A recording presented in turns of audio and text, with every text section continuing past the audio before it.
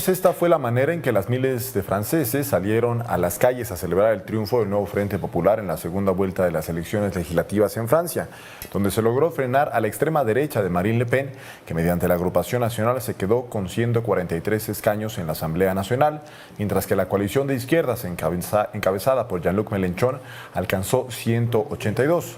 Asimismo, juntos el partido del presidente Emmanuel Macron consiguió 168 posiciones. Sin embargo, la mayoría absoluta legislativa en Francia se sitúa en 289 diputados. Con esto nos vamos a... No nos vamos a ningún lado. Tenemos al doctor José de Jesús López Almejo en la línea para hablar precisamente de esta elección en Francia. Doctor, buenas noches, ¿cómo está?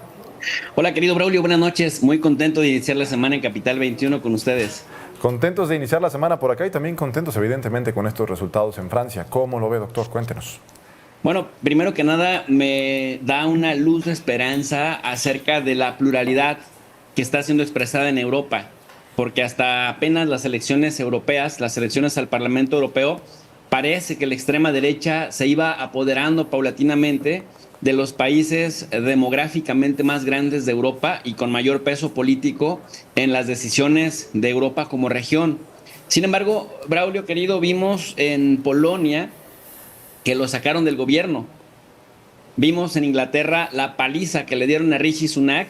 Hay que decirle a la gente que las elecciones en el Reino Unido pues tendrían que haberse llevado hasta enero del 25. Sin embargo, Rishi Sunak, en aras de detener lo que finalmente le sucedió, anticipó elecciones y le pusieron una paliza, o como decimos acá en México, le pusieron un baile a la ultraderecha y a los conservadores que habían gobernado Reino Unido durante 14 años.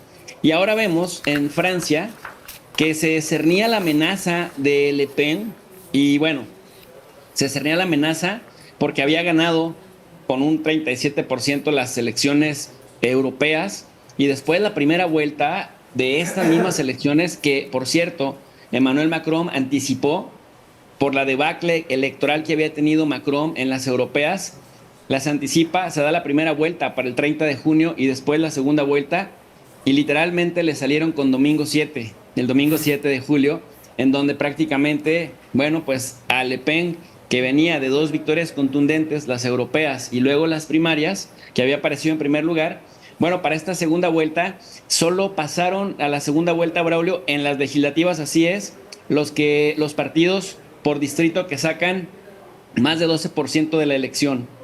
Y en ese sentido, pues tanto Juntos, que es el partido de Macron, como el nuevo Frente Popular, que es el partido de izquierdas, que hicieron una estrategia muy importante. Fíjate que Macron los derrotó en las elecciones pasadas, en donde logró reelegirse porque dividió a las izquierdas, de tal suerte que las izquierdas llegaron divididas y no les alcanzó a Mélenchon para pasar a la segunda vuelta, y entonces el enfrentamiento se dio contra Le Pen, y ya quedó demostrado algo, que la ultraderecha, en este caso la agrupación nacional, tiene un techo que apenas rebasa el 30% con muchas dificultades, pero más de un 65% de los franceses los abomina, los aborrece, los detesta y les teme, que es lo más importante, les teme.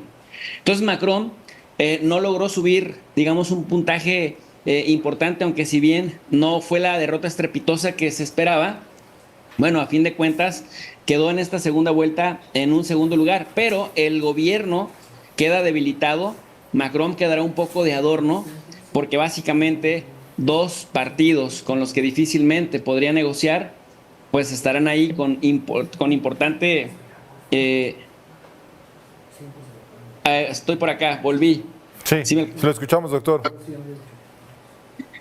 Ok.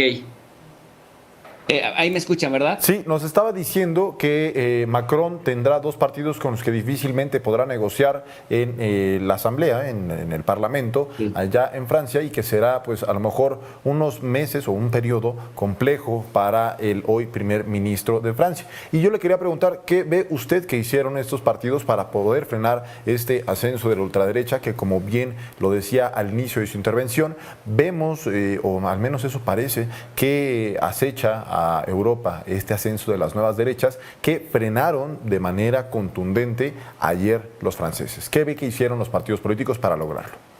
Mira, pasó algo que era medio surrealista. Primero que nada, que tanto Juntos, del partido de Macron, como las izquierdas, sí hablaron de la gran amenaza que significa Le Pen. ¿no? Es heredera directa del fascismo, de Vichy y de todo aquel colaboracionismo con régimen nazi. Entonces, lo primero es volverle a decir a la gente, de verdad vamos a permitir que pase el fascismo y que regresemos a los tiempos del medievo.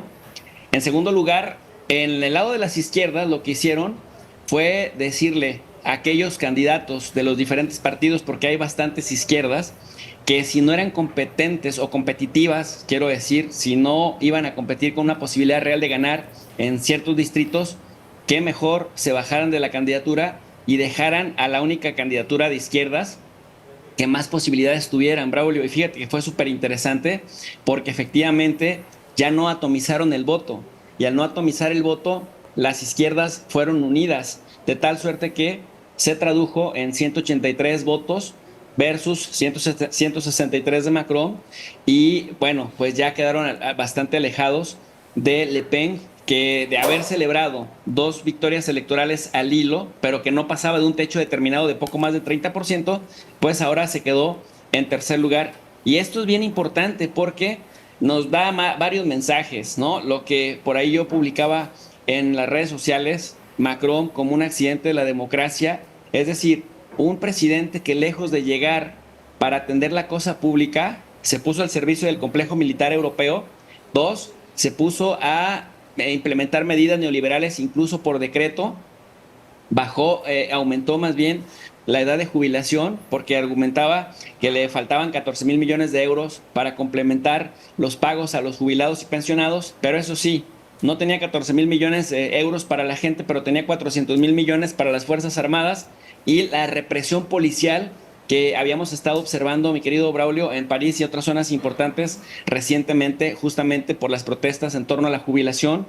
Y luego también sucedió que otra lectura que tenemos de acá es que aunque muchos dicen que solo se está postergando, solo se está pues aguantando una victoria estrepitosa por parte de Le Pen para el 27, porque es cuando vienen las otras elecciones con las que los franceses le dirán adiós a Macron, sí o sí, pues que por el momento dicen no perdió gran capital. Y si bien es cierto que Le Pen tiene un capital muy fijo, también es cierto que tiene más negativos que positivos. Ya lo demostraron estas elecciones. Y en tercer lugar, la izquierda demuestra que cuando dejan los egos a un lado, porque ese es un mal de las izquierdas en Europa, pero también en América Latina, cada grupo de izquierda se siente el centro intelectual de la izquierda en su región o en su país, y mientras no se unen, atomizan y dividen el voto y permiten que los que tienen un voto duro pues accedan al poder. Sin embargo, en Francia ahora sucedió esto que estamos teorizando. Cuando las izquierdas van unidas, no hay derecha que les gane, Braulio. Así es, y digo, guardadas las justas proporciones, que me parece que son muy diferentes, en el proceso electoral acá en nuestro país, desde prácticamente marzo hasta junio, se hizo un llamado porque toda la oposición fuera junta para tratar de ganarle a Morena. Sin embargo, aquí no funcionó. ¿Por qué considera usted que en Francia funcionó para frenar el ascenso de la ultraderecha, para ganar una mayoría popular que defendió el pueblo? ¿Y por qué acá no funcionó ese llamado de Xóchitl Gálvez, del PRI, del PAN y del PRD, a que MC se sumara con ellos? Porque el Estado, con López Obrador, recordó cuál es su razón de ser, la raison d'être, ¿no? Y es justamente la cosa pública, atender la cosa pública, combatir las desigualdades y que la gente viera directamente en su bolsillo, en su casa y en su vida cotidiana que el gobierno está con uno de los suyos en el poder atendiendo las necesidades de la gente. Y aunque por ahí quedan algunas deudas en materia de salud y quedan algunas deudas en materia de seguridad, lo cierto es que para 6 años, después del saqueo prianista de más de 100 años, la gente lo alcanzó a percibir y López Obrador logró colocar el mensaje certero entre las clases populares. Y por esto no hay discurso, es decir, si no hay dato, pues no se puede matar el relato. O sea, no hay discurso que se sostenga si está vacío. Y esto fue lo que le pasó a la oposición en México. En Francia, ¿qué dice Mélenchon, el líder de las izquierdas? Lo primero que vamos a hacer es que entre las pocas cosas que podemos hacer por decreto, si uno de nosotros se convierte en primer ministro, porque está el presidente y el primer ministro, que por cierto el actual primer ministro Gabriel Attal ya renunció, porque no alcanzó cierto porcentaje de votos. Bueno, pues Mélenchon está exigiéndole a Macron que nombre un primer ministro de su agrupación política, y entre las cosas que por decreto dice podrán hacer es volver a reducir la edad de jubilación a 62 años. Es decir, lo que quiero decir es, si un gobierno no entiende que llega al poder para servir a la gente y no para servirse de la gente, tiene poco futuro, no es sostenible a mediano y largo plazo. Y Macron, pues prácticamente su victoria se puede explicar, su victoria de reelección para este segundo quinquenio, porque la otra contendiente logró desarticular a la izquierda y la otra contendiente era Le Pen, que tiene su techo bien marcadito, no pasa de ahí. Pero bueno, pues ahora con las izquierdas, con esta gran lección que les dejan estas victorias en las elecciones, ya sabrán cómo preparar una mejor estrategia para el 27. El Estado está para servir a la gente y no para servirse de la gente. Excelente, doctor. Pues qué bueno escucharlo también el lunes y nos vemos por acá el viernes más allá del ombligo. Le mando un fuerte abrazo. Fuerte abrazo, querido Braulio. Gracias. Y nos